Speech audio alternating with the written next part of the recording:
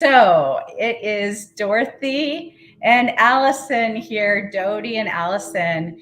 And we're doing this again because the first one was so fun. And we had a lot of compliments. Oh, nice. So, yeah, tons. I mean, people wrote and said that it was like we've been friends forever. Well, we have. And I was like, yeah, I mean, people that from college that didn't know you, they were like, it's you guys just like rattle back and forth, like you've known each other forever. I'm like, well, we have. Oh, we have. So we have great ideas together now. I understand why we were so crazy as children. Oh, yes, we were. So we still have great moves. That's a whole nother podcast, though. All the great, crazy things we used to do as kids. Yeah, we could do that. I told the dog story the other day. You guys, we'll have to save that for another time. Yeah, we'll figure out something. But today we're here to talk about back to school because it is that time of the year. And Allison and I were just talking about how I did dread this time of the year. And one of the anxieties that I know a lot of you parents have is the lunches. And the school lunchroom gets such a bad rap. People say, oh, the school lunches are horrible. And I remember just saying that back in the day, because that's what everyone said. Mm-hmm. I didn't have a brain of my own. Now, as a registered dietitian, and it's part of our internship that we have to manage some public cafeteria, like the hospital or senior living. I chose our very own Columbia Central High School as the place I wanted to manage. So I did that from January to March. It's actually the longest part of our internship. I was there every day, Tuesday through Friday. And I planned the meals. And people want to complain about what's on the menu at the school lunches. Let me tell you, you think it's hard to plan a meal for your own kid or your 2-3 kids? Try planning meals for 500. Well, that was our high school. There's high schools bigger than that. Right. I mean, right. Okay. That they're all going to like it. That's not possible. And you have to stick to what the USDA mandates that you have in your menu for the week. And there are stipulations we have to stick to. So there always has to be a vegetable choice and a fruit choice. So I think back in the day when we were in school, you could have either or, but now it's better. You have a vegetable choice and a fruit choice. You have to choose something that the kids generally like, mm-hmm. and in the budget. You got to stick to a budget too. Okay, so that's not always easy. And then half of the choices that are on the menu are supposed to be whole grain for the week. So I challenge you, and you can complain if you can pass this, go home and look in your refrigerator, your pantry, and tell me if half your choices are whole grain. Because I'm looking at mine and they're not. I mean, I've got a white bagel here ready to show you how to pack a lunch. Another one here. I've got a blueberry muffin in there. I mean, I got some oats in there also for like a breakfast bowl. But you look in your own kitchen, clean up your own yard before you start pointing the finger at other yards. So these are all mandates. And so it's your job to make a good environment at home. When you lead by example and you show what you eat at home, it's not like it's bad to have white bread. It's, but just not all the time. So, and you want to most often choose these whole grains, but once in a while we do have this chips. It's not going to, kill you once a week. So we have it set up for you. The school lunchroom is supposed to have it set up for your kid. It's teed up to make the choices. It's your job to teach them the choices. And the number one way is lead by example. And if you need help with that, I can help with that. I take insurance now. So I mean, this can be part of your family, nutrition counseling. And I'm teaching you how to teach your kids and you how to eat a wholesome meal day in and day out. And that does mean having fun sometime with who knows what, white crust pizza. So yeah, Woo! yeah, like heaven forbid, but all foods fit. That's the way us dietitians are. We're very like there's no bad food, and I believe that too. So take advantage of that. Come to see me on this whatever platform you're watching us. Shoot me a message. I can help you with that, and hopefully we can get insurance to cover it because I take insurance now. So yay! So the school lunchroom is ready, set up for your kid to make healthy choices. Okay. So let's stop complaining. Let's clean up our own life. And with that, let's move over to more mental health here and talk about back to school anxiety that children face. Yeah. This is a huge part. It's like a huge time of year for childhood anxiety.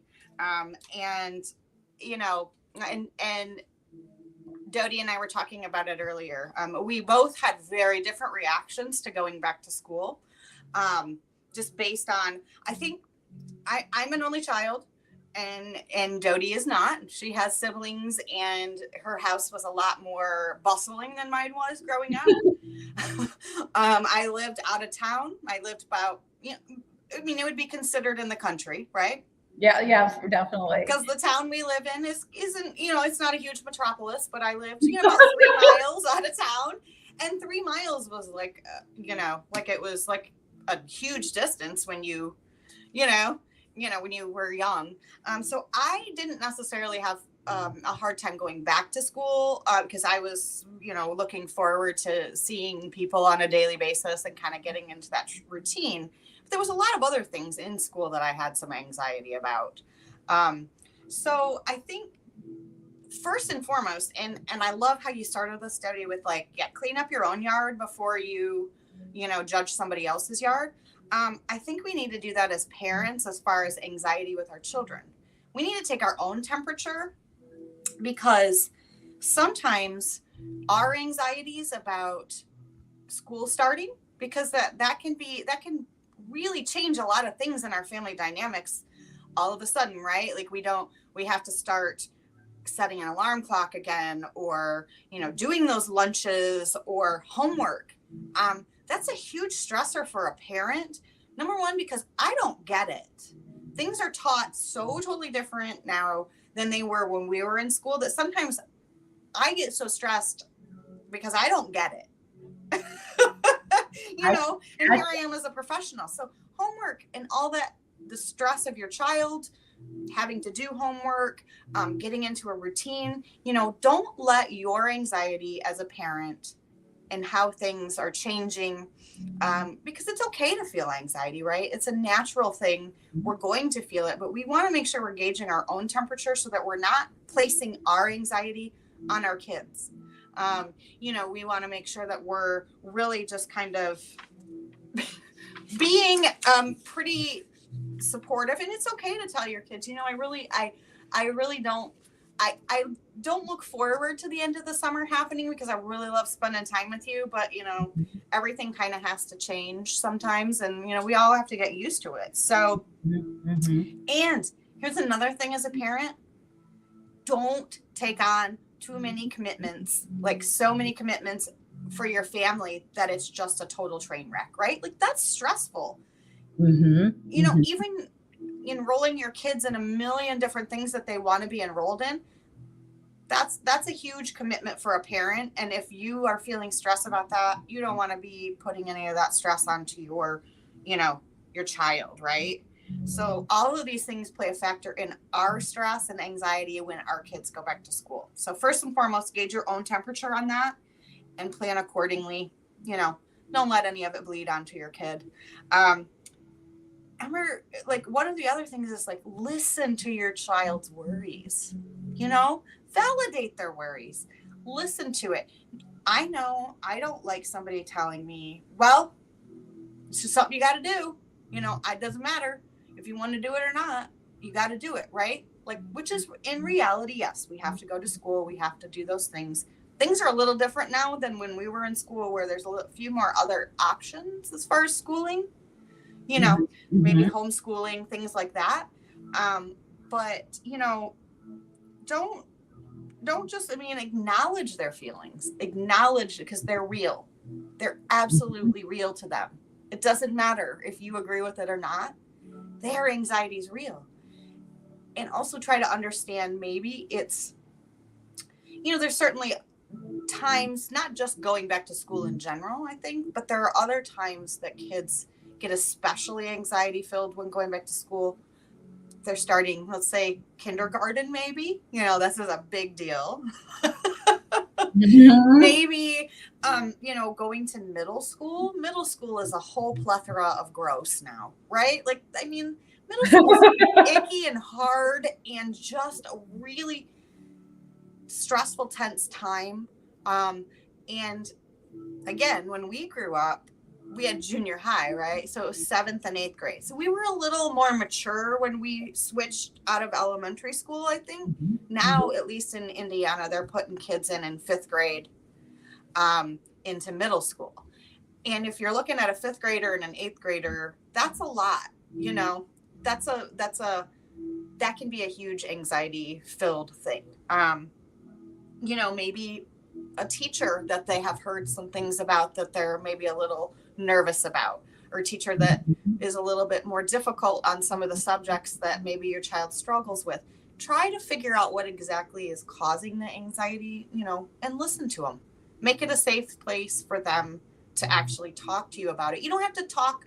You don't have to say, well, Mr. So-and-so, you know, how do you feel like you're going to do in Mr. So-and-so's math class? Because that may be like, whoa, but like, maybe, what do you think you're going to learn in math this year? You know, it doesn't have to be a huge hour-long in-depth conversation. It's more like snippets of just kind of, you know, listening to how they're reacting and listening to what they're saying to you. As a parent, you owe them that, right? And don't minimize their worries. Nobody likes to be minimized when they're worried about something. I don't. I hate it when my husband's like, whatever. Excuse me? No, whatever is not how I'm feeling right now. Right. You know, and remember, there's always reasons behind why we feel some way, right? It all goes back to how we view the world through our own lenses and our experiences and stuff like that. I call them trauma lenses. You know, so there's things that go on that you know, you just need to listen to your kid. Doing some test runs are also huge as well. That helps them. If you have the opportunity to go to the school, we have back to school nights here. I don't know if you guys have those in California or They don't have kids. Well, yeah, true. Here in Indiana, we have back to school nights. So you can go in, and I think this week is when school started for most of our kids here in Fort Wayne, at least. But back to school nights are great because you get to go meet your teacher. You get to walk around the school. You get to find your locker. You get to do all of those things in kind of a where you get to leave, right? Like, you know, like I get to spend a little bit of time at school getting used to the things that I need to, but then I get to go back to my safe space, you know. But if you can go to the school more than one time before school starts and just kind of walk the halls, find out where the bathroom's at, you know, those types of things. It's sometimes just those little anxieties. I know I always used to do that in college. I'd get freaked out because I'm like, oh gosh, do I have enough time to get from this room to this building to this building? So for me, I would walk my schedule a couple days before just so that I could determine. It's pretty, you know, pretty much the same with your kid. Give them the time, you know, give them the time and let them get used to it. And if you feel like, you know, maybe your child is going to need a little bit more, let somebody at the school know. There are counselors, psychologists, you know, I know that the people in the front office at our school were amazing, right? Like you have those secretaries and those people that just are really great, like touch points for your kid that make your kid feel safe and secure. Let them know that they may need a little bit more time to adjust. Reach out to the school. That's what they're there for. They would love to know those things about your child so that they can, help them adjust. So those are just like a few of the things that I would suggest, things that we can do for our kids, things that we would like. I always keep in mind, like, what would I like somebody to do for me? You know, would I like the time, to be able to get, like, walk it? Heck yeah, I would, because then I'm not freaking out, So yeah, you're very empathetic. Yeah. So, there's lots of little things that you can do to help calm your child down. I was telling Dodie too, my son, he'll be 21 in a couple months. Parenting an adult child is a whole different beast. Oh, Lord, have mercy on that. But he didn't have anxiety till he went to college, and dropping him off at college was a nightmare. But I didn't listen to him. I didn't listen to him in the beginning. And that was partly my fault as a parent of wanting something for him that wasn't what he wanted. And I didn't listen. And it turned out terribly. So don't do that. Right. Listen to your kid. Listen. And if you feel like there is that this may be something that's not going to go away, if you're seeing like illness, like headaches, stomach aches, those types of things, we all know those things that kind of start happening physiologically, then don't hesitate to reach out to a mental health professional. They have great resources for you to help your kid. And they may need some, one-on-one counseling time. There's nothing wrong with that. No. We all need to know how to self-regulate and how to be okay in a situation that makes us uncomfortable. So as a parent, don't hesitate to reach out for resources because you're not perfect. You don't know it all. I don't know it all, So, and I mean, I think everyone should go to therapy once a week. Me too. That is my philosophy. But again, that's, I understand that, although I think I feel like, mental health issues and those types of things are being, certainly talked about more and destigmatized and things like that, which is awesome. But I still think we have a long way to go, unfortunately. But just be an advocate for your child. I love that you're empathetic. I think that's the one thing we were talking also pre-show here about how I really hated seeing the back to school signs in the mall, like back to school sale, like late July. I'm like, can you let me at least get through July? Like seriously, without hearing about back to school, let me relax without that stress. You see, I feel very strong about this. And I think too, that's a great point too, that those, like, knowing that those are triggers for you, I mean, certainly social media and advertising and everything like that, it just happens so much earlier now. Like it's just, it feels like sometimes we just don't have time to let our kids be kids. But absolutely. And so I remember as a child, it like after, hearing adults ask me, are you ready for back to school, Dodie? I'm like, and I just smile and be like, but inside I wonder, So when I am with kids now, I try not to ask that question. I'm like, back to school, isn't it about, if I'm even going to bring it up, like, how do you feel? Like, and if they're like, oh, I'm excited, I'm like, oh, good for you. Like, I try to empathize, and that seems like what you do and like your listening skills about the kid. That's so good. Well, I would say as a parent, talk less, listen more.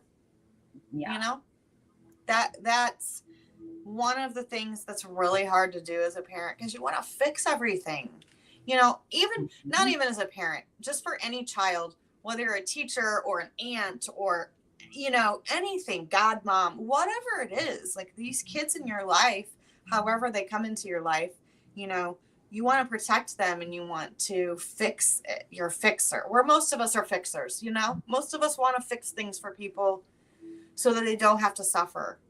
And sometimes we can't fix things. So just listening is a great way to at least let them know that they can voice their feelings and that their feelings are valid. Nobody likes to be invalidated, you know? Nobody. Yep, feelings aren't wrong. And listening is something I've noticed, because I sometimes, when people keep interrupting me, or I notice that a lot more out here in California than the Midwest, by the way. And like people that I want to talk to, and I'm like, you know what? Listening's a lot easier. All I have to do is just sit back and, listen. And it's flawless energy. So I tell myself that, like, when I've had, just, well, and really listening isn't always easy, right? Like, I feel like there's a difference between really truly listening to what somebody's saying and listening to respond, because I feel like sometimes those people that interrupt are listening to respond. They're formulating how they're going to respond to what you're saying in their mind, and that doesn't necessarily mean that they're trying to be rude. I know that there are plenty of things out there. I have a hard time interrupting sometimes because I really do have a problem with ADD. And I want to relate a lot. So I want to tell stories that are relatable. And sometimes that comes off as trying to one up somebody. Nobody likes to feel like that either, right? So that. I'm guilty of that, but only because I try to make somebody feel comfortable and relatable to myself. Like, I get it. Like, we're, like, I understand. But sometimes, we need to really truly know how to listen to somebody. And that's really just shutting up. Shut up. Yeah. Yep. It's so good. Quick little note on that. I went to a session as for dietitians, our counseling skills. And we had to sit there. We had to play during the session with another dietitian, and one had to pretend we were a client, and the other one had to be the dietitian. And the dietitian playing had to not even go, like, we had to be completely, and it was just teaching us, like, I mean, I don't think that's horrible, but we want to interject so much, and the person's just trying to tell us, so. Right. That's a really good point. And I think sometimes we want to show somebody that we're actively listening. So, like, I'm hearing you and I'm understanding you, but you're right. It can be like, okay, like, just stop. Let me talk. So that's a really good point. That was a very good point. It sticks with me. And that was like about 10 years ago. And I still go, and nod my head, which we weren't allowed to do in that. Because that doesn't bother me, but I don't say anything at all until they end their sentence and they're done. And it was good for me for listening. And sometimes and this is just social work training. I mean, I've had a bunch of it, but, reframing what they said allows them to know that you were actually listening. So when like, just basically repeating and reframing it is just an acknowledgement that I was listening to you, and I'm, and I'm understanding. And if this isn't how, this is how I perceived it, but maybe that's not how you wanted me to perceive it. Those are, so reframing is important, and just basically repeating back to them what they told you allows you to be, in your mind, really actively listening. So just little tips are nice like that sometimes.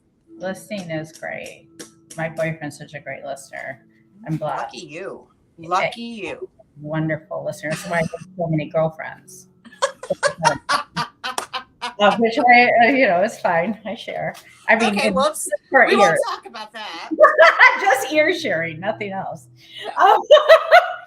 So anyway, I got my knife. Okay. This is all great. Let's talk about school lunches now. And okay, if we're going to not like to buy the lunch, we can talk about what the parents can do to help the kid with the lunch at home. So you can help them pack a lunch. In something that my mother did that was genius, was she designated days for each one of us girls to pack all of our lunches for the next day. And then she had the 2 other days. And so that's a great way, because she taught us all how to pack a lunch and make it healthy. This was back in the 80s. So we still had the food groups, the 4 food groups, and we had fruit and vegetables, and we had meat, breads, and milks. So we had to include something from each category in the lunches. Right. I will say, one time my mother really wants me to share this with all my clients, because I get a little creative sometimes. So I remember one time I decided to I wasn't trying to be weird, but I did pack an odd lunch and weird stuff. Like I packed for the milk, I packed just a blob of cream cheese in a bag, nothing. Or for some reason there were marshmallows in there also, because they were white. I thought milk. Okay, this is your dietitian to be. There was just some crazy stuff in there, and my mom didn't check the lunches sometimes before we headed off to school. And Heidi has got to lunch, and they're like, "What the heck is this? I got a blob of cream cheese. What do I do with this?" I was wondering who you gave the blob to. Of course, it was Heidi. All of you. All of you got the same thing. I was like, obviously you and I didn't have the same lunch back then, or we didn't sit beside each other. But yeah, they got to lunch. You're like, what the heck is in my lunch? Just really weird stuff. So my Did your mom have to put some rules on you then, or you can't? If you're gonna put cream cheese, you put crackers. You can't just put a blob. So anyway, this my mom loves to tell people this is their dietitian back in the day. Now I would eat just a blob of cream cheese, because that's how much I love cream cheese. But that's kind of what I was saying. So why not bring it to school? But my mom's like, well, the teachers, if they see our daughters come to school, it's just this weird stuff, they're going to send us to, the police, So. Oh, trust me. I'm sure teachers have seen some crazy stuff. I wish I remember what else. Lindsay, Heidi, if you're listening, please text me right now and tell me what else I put in that crazy lunch. Pickles, I don't know. But speaking of pickles, so here's a lunch I'm going to show you. You could pack. I didn't run to the grocery store before this, and I'm getting a little slim pickings here. It's, I was I'm on a sports talk show before this. Tune in some Saturday. It's called Chab Dog. CHABDOG on YouTube, and sponsor us, or whatever, us, because that helps us, and we're trying to get to 100. But I ran here, and I just want to show you what I would do right now if I was going to pack someone's lunch. Okay, I didn't shop, but I can almost always find something to make. So we're going to kind of go with my mom's idea. We need something from each food group. And what the USDA makes the cafeteria have, use that as your guideline. So we need, some whole grains. So can I ask a question really quick? So as a parent, where do I find those guidelines? The USDA's guidelines for, what my kids' school lunches are gonna, Good question. Is there a spot? Well, I have it now on my Facebook, the Nutrition for Men and Ladies. Mm-hmm. So my newsletter has that all in there. Okay. But you could just Google that and look for the USDA government regulations for lunch, and you'll find it.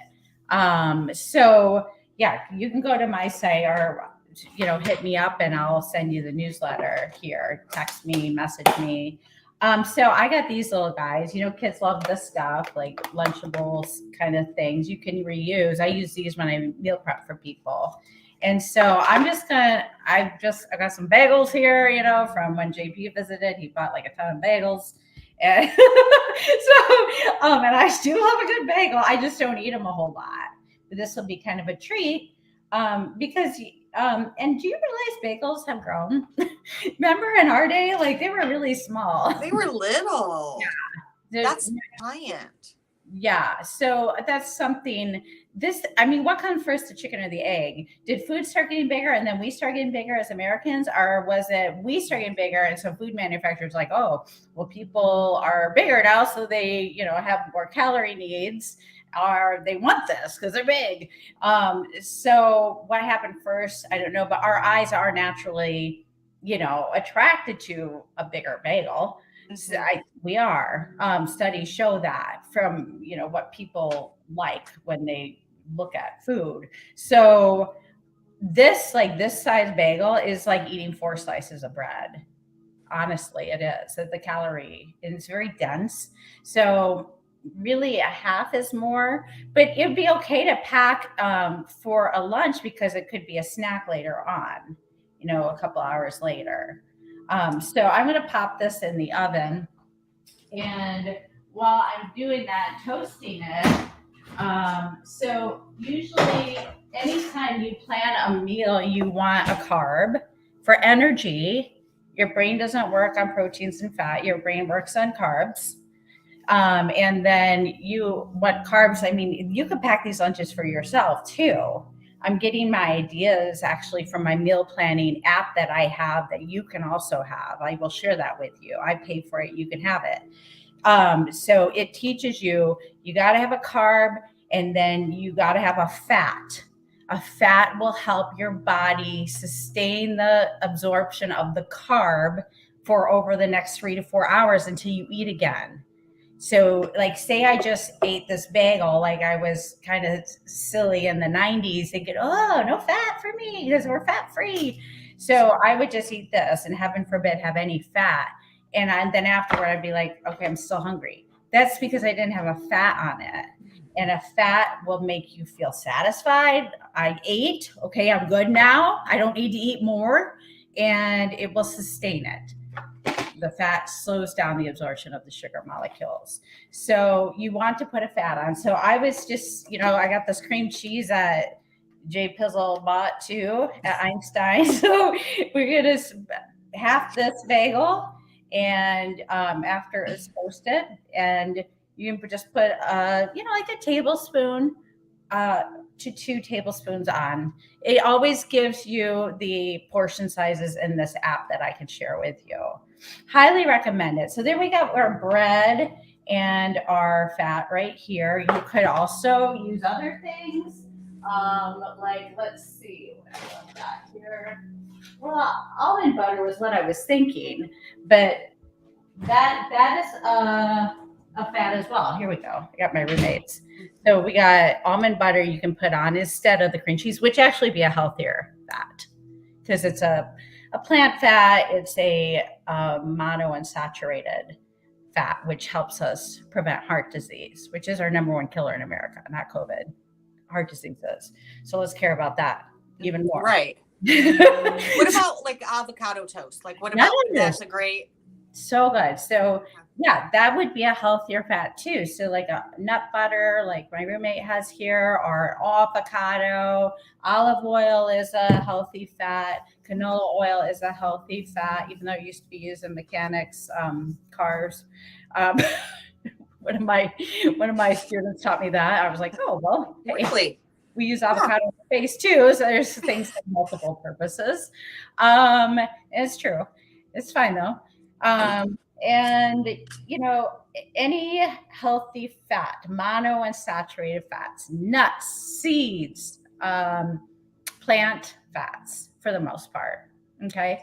So there you go. So you got your carb and I put the fat on my carb here. And then, so I'll put that here, or if it fits, maybe. And then squash it. I'd probably do that back in the day too. And my sister's like, "What's this?" Okay. And then I could throw in. Let's see. I've got yogurt. So I've got yogurt here, and this is Greek yogurt. So this could be my milk instead of the cream cheese blob or the marshmallow. And For the marshmallow. marshmallow's not a dairy, just so No, everyone it's knows. not milk. It's just not white. So put this in. You can put this in, and Greek yogurt is higher in protein. So when we talked about the carbs going fast into your system without the fat, same with the protein too. The protein slows down the absorption of the carb. So having this Greek yogurt is higher in protein than a regular yogurt. That is going to also help with the slow absorption of the sugars in the yogurt and in the carb. So I've kind of got a protein here. I've got a little protein also in an almond butter along with fat. You could put, lunch meat, I guess. I don't know what kids do these days. I know we used to bring our school lunches and let them sit in the room for, let's see, 9 to 10, 10 to 11, 11 to 12. Well, Right. 3 hours. But it's a little on the, I don't know what they do. Right, that's true. Like I guess unless you put the little ice packs and stuff in there That's or what something. I'm thinking would be smart to do. Yeah, we didn't care about stuff like that, did we? No, we didn't. Maybe because Michigan was so darn cold. Maybe.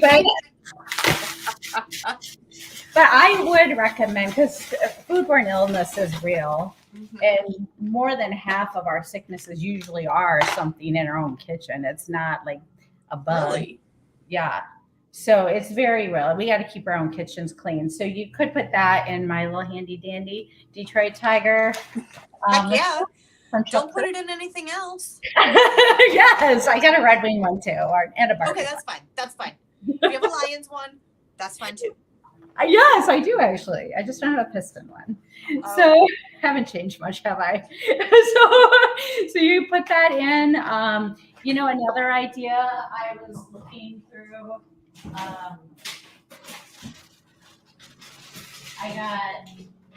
Let's see, we could do, depending on how adventurous your kids are. I was pretty adventurous as a child, but I know that everyone is. But some baby carrots. Kids like little things, and that is a vegetable that would count as your vegetable. You could do some asparagus if they like that. Some vitamin C to help fight any germs. Shishito peppers. I don't know. I mean, these are fun little things. I don't know if you've ever tried those. If the kid's adventurous.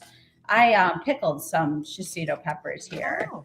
And pickling's really good too, to help with helping you fight sicknesses and happiness in the brain and a good metabolism, because it helps with the flora in the gut. So like pickles and olives and sauerkraut, all that kind of food if your kids like that. But shishito peppers are fun. You could give them a little dipping sauce if they like, but I don't know if they like spicy. Spicy has been shown to also release endorphins, so it might make you happy and healthy. It will make you healthy. So these ways to pack a lunch, maybe a string cheese, some kind of cheese in the other little section here. So you have your bread, your carb for energy, because the kids usually play recess after lunch to burn off the energy. And then you got a milk here it's got a protein in it. And then you've got the fat here. And then I've got the fruit, a vegetable. And you can include a fruit too. I just don't have any fruit with me now. So dried fruit would be a great thing to keep on hand because it doesn't go bad for a long, long time. That's why we take it hiking. It's a good trail mix and it's small, compact, lots of calories in this little space. So that's what I recommend doing. Just help your kids learn how to make a lunch and designate days for them. It takes my mom was smart here. She took the labor off of herself. Right. And have us all. And then she had a day too. And then, when she would go away, my dad would pack our lunches. We got really odd things again there. Like, you remember he packed a hot dog once. I was like, what? Was it cooked or just in a thermos? I've seen that where it's like hot water, and I'm like, I swear you were with me on that. I probably was. You were, because I remember you were laughing. that I experienced all of these things. It's just my old brain doesn't like to remember them. I'm pretty sure you were with me on that one because I was embarrassed as heck. You don't want to stand out in the I Sure. did in elementary days. Don't ask me why I used to dress in neon colors like Cyndi Lauper some days, but There were certain things you didn't want to stand out for, right? and then Ronald McDonald chooses me at the assembly of all people. I'm like, ah. But my dad packed a hot dog in a thermos with hot water and then a bun. And I'm like, Dad, really? And I'm like, he's like, Grandma used to do this. And I remember that was my lunch once, but he wasn't off. It was just like a little hot lunch. Mm-hmm. Yes, for sure. Mm-hmm. Absolutely. So, yeah. And Allison and I were laughing also, but we remember going to lunches and when we get seated right by the heater. I mean, people from California that are listening, you don't understand Michigan maybe, but it's really cold. Mm-hmm. And I remember sitting by the heater at lunch sometimes, the furnace, the school lunch table right beside, and we're like, oh my gosh, we're gonna have lunch today. We take all of our stuff up on the heater. We toast it by the heater. Like seriously, we were really I was excited, like we were cooking. Which is kind of cute, I have to be honest, because kids come up with creative ideas. Very creative. We made it. We made it work. Whatever. And just making things fun. Mm-hmm. We absolutely made things fun. So I think as adults we need to remember that too, because food is meant to be fun. Do you remember Mr. Graham? Our elementary school. Yes. Oh gosh. So I've actually had the opportunity to see him a couple times because he was actually my aunt and uncle's in their wedding. My Aunt Joyce and my Uncle Roger. He was the best man in their wedding. So I have gotten to see him over the years and stuff like that. And I saw him a few years ago when my uncle passed away. But I was talking to him and just being like, the one thing I remember about him is he would walk in the lunchroom and you always wanted to have a banana because Mr. Graham might take your banana and be like, hello, hello. You know what I mean? Like it was like the cool thing. So hey, you know what? I always wanted a banana and there you go. Gotta make food fun. Remember, he was so fun as a principal. So fun. Hello. Yes.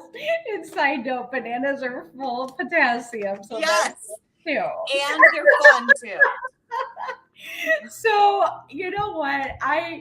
If you want to be a good role model for your kids and help them pack their lunches, tell them, show them, behave like them as well, and eat, how you want your kids to eat. And also put in the brain to your kids that it has been proven that it will help them with their energy and whatever sport they're playing. And that is for sure true. Mm-hmm. Athletes don't starve themselves and they eat good food, healthy food predominantly. And then also they are going to get better grades. That is proven. And, kids want good grades, I think. And then it's going to help them make friends, which I know for our youngsters, our kids, that's important too, because it helps them be happier and more pleasant spirit to be around, being fed well. So, right. Our healthy food does affect the brain. So 100%.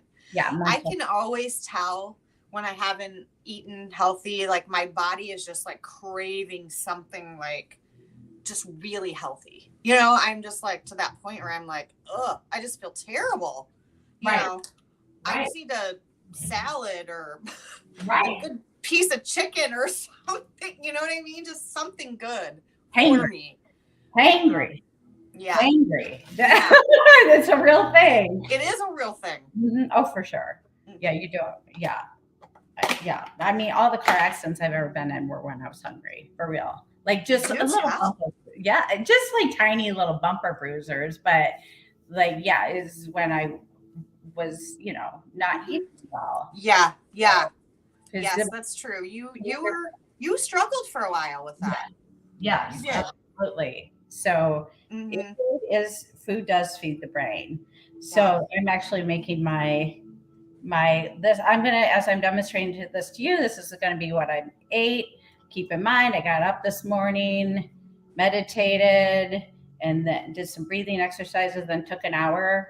Well, it was 45 minutes. I went a little faster today because I knew I had to get ready for the show, but I walked for an hour about every morning. And so I can afford carbs. I'm not afraid. Carbs give me energy, and then later on I'm gonna work out while I watch the Tigers. And that's how we roll around here. So JP doesn't always like visiting, but but I earn my carbs. As we sit way too much. Oh, So 100%. 100%. Like, just move your body a little bit. See what happens. it's a half hour of walking around is like 2% of your day. Like 2% of your day. That's nothing. Right. So, Right. really. Yeah, that's a good reminder.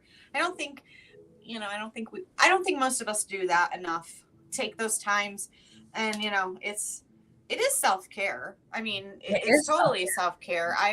I've started just, by working at home all the time. I do move around a lot more than I did when I worked in an office, when I'm working from home. But Yes. I take 2 hours in the middle of the day where I'll walk, I'll make sure I'm eating, make sure I'm doing something, I'll read, whatever it is that I need to kind of get back into my groove. And I don't think that's a bad thing No. at all. Sometimes I take a nap. If I feel like I need to take a nap, A I lot. take a nap. But we're kind of getting old, so. Yeah. But I'm up at 4. Right. So I don't feel bad. I'm a seriously early riser too, which is so weird because I didn't, we used to like be burning the midnight oil, and I can't do that anymore. I would, but my clients like to work out at 5. So No, see, I'm not. sometimes I wake up at 3 o'clock in the morning and I'm like, well, might as well do some work. You're like my dad. It's like I'm a farmer. I kind of like it. But then at 8 o'clock, I'm ready to go to bed if I don't take a nap. I'm Yes, so old. that would be my father too. Yes, yes. So let's see. We covered anything else you want to talk about with anxiety, like what you really covered it well about what they can do, what parents can do. Anything else that you want to hit I'm trying to think if I have any tips or, and I think also remember to just give your child and anybody really grace. Give them grace, okay? Because sometimes when you're nervous, you're snappy, or you're just out of sorts, you're not yourself, give your child some grace in this time of the year. It's a really hard transition, for them and for their little bodies too. A lot of times it's so tiring to go back to school, especially the little ones. It's just an exhausting day, to have to learn all day, which I don't know. I don't love how school's set up anymore. So, I think we have a lot of, I don't know. I love it when they take away recess. What, they don't have recess anymore? I remember my son, I think when he was starting in 7th grade, they took recess away they got it in 5th and 6th grade, but not in 7th and 8th grade. And I'm like, at what point do you think a 7th and 8th grade boy doesn't need to go out and run? Like, what part do you think that these kids don't need a break from learning? That's, so just show your kids some grace. Yeah, we didn't have recess in 7th and 8th grade, but we had gym class. We did, which is fine, but it's not the same. Gym class isn't the same. Right. I don't feel like anyway. But I know that there are different ways that schools are trying to combat it. I was actually talking to Tracy Gaddis, another one of the girls we went to school with, and her daughter is in middle school, and volleyball is actually a class. So they have it all semester, which is great, but that doesn't guarantee that they make the team, but at least it's something they can try out the sport. So they are like making an entire class just based on something maybe your kid would be interested in versus gym class where you're just like, right. That's going. Yeah. It's kind of stinks on one avenue because like, you can be in this class and still not make the volleyball team, which is also devastating for a child, right? Like, oh yes. All of those things cause anxiety. Like, am I gonna be good enough to make a sports team? Am I gonna, there's just so many things that kids worry about. Give them some grace, I think is really important. Give yourself some grace too as a parent, because it's a stressful time of year. It's basically man in the mirror, start with yourself and be the change you want to see. Right. And what you give off to your kids is what, like your vibes, they're going to pick up on your vibes. They know your vibes, right? Like they know you. You knew your parents' vibes, right? Like you knew when your dad was upset about something or your mom was upset about something or whatever. We can sense those. Kids aren't dumb. No. We we know those things, and we so just be cool. Try to be as cool as possible. Not pass your stress on to them.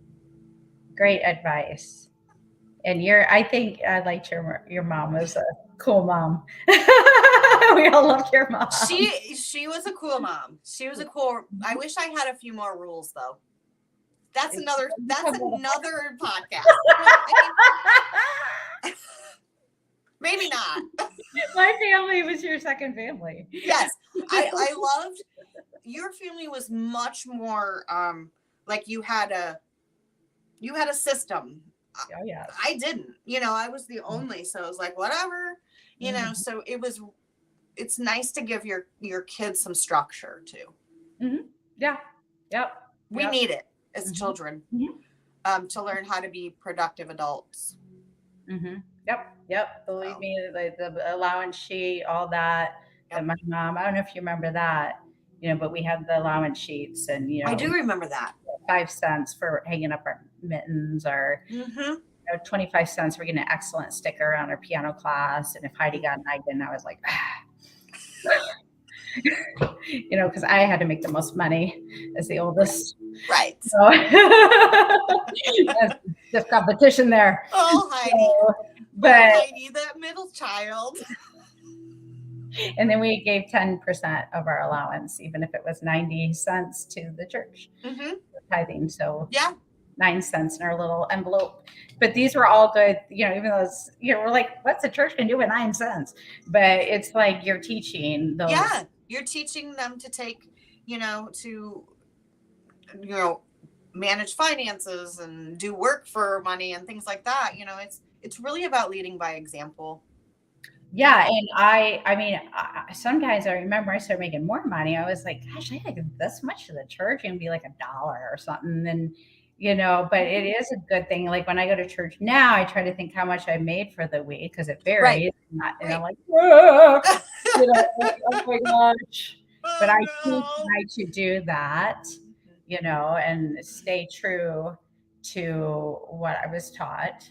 Because, going to a free place, drinking their coffee and the donut, it's like you go to a movie theater, you pay. It's not free. Nothing's ever free. Somebody's footing the bill somewhere. And, so yeah, it's important to teach our kids, how to be productive adults. I'm still working on that one. So I think you're doing amazing. And save, which that's another funny story. Heidi was always really good about being consistent with her work. Now for me, okay, all of a sudden we get tickets to the Pistons game, someone from the church, all of a sudden we get free tickets in 2 weeks. And I'm like, oh my gosh, I want to buy a Piston shirt so bad. So like all of a sudden I'm like, every day I come home from school and I'm vacuuming. and like dusting. I mean, the house was shining like the top of the Chrysler building all of a sudden. My mom's like, you need to like plan ahead and save. It's not like a week before the Piston game. You want to buy a shirt. You're like, oh, let me get that 5 cents. Isn't and you know, but that's also a really good point, Dodie, because like you all three of you had totally different personalities, right? Totally different things that rang your bell, right? I mean, like things that motivated you. And Heidi certainly was more systematic. I do remember that. She was, you know what I mean? So like you got to know your kids' currency as well, right? Like your kids aren't all the same. You know, their personalities aren't all the same. So you can't possibly treat them all the same, you know. Even in these moments, you may have one kid that's like, whoa, school's starting. I love it. And that's great. But it may also make your other kid feel like crap too. So, you know, you gotta know your kids' personalities as well. So great advice. I'll give my parents kudos on that. We have already almost gone an hour. I do got a comment here from Matt LaFrance. He said, hi, Matt. Yeah, he was he was commenting on the heaters. Our heaters in our schools sucked, is what he said. LOL. Yes, they did. Hey, but you got to do what you got to do, right? Like you know, want a little warm lunch. So, and hey, if you, Allison, are going to be doing these like at least once a quarter. I'm thinking, like with some. I love it. It's fun. Yeah, it's so good hanging out with you again. So give us ideas of what you want to hear us talk about. You know, we can always find a way to make it about, you know, the mental health and the physical health. So, you know, write us under here or direct message us, whatever way you want. Right. I do want to encourage you to go to nutrition, the number 4 men, nutrition4men.com and go to the shop. And if you go to the on the go pack,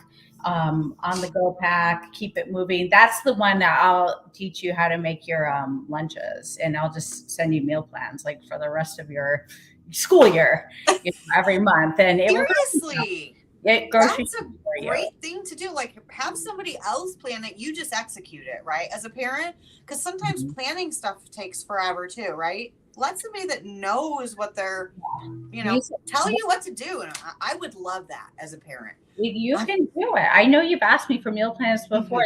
This is an app us dietitians made, and it's so sophisticated. I'm telling you, it will shop for you.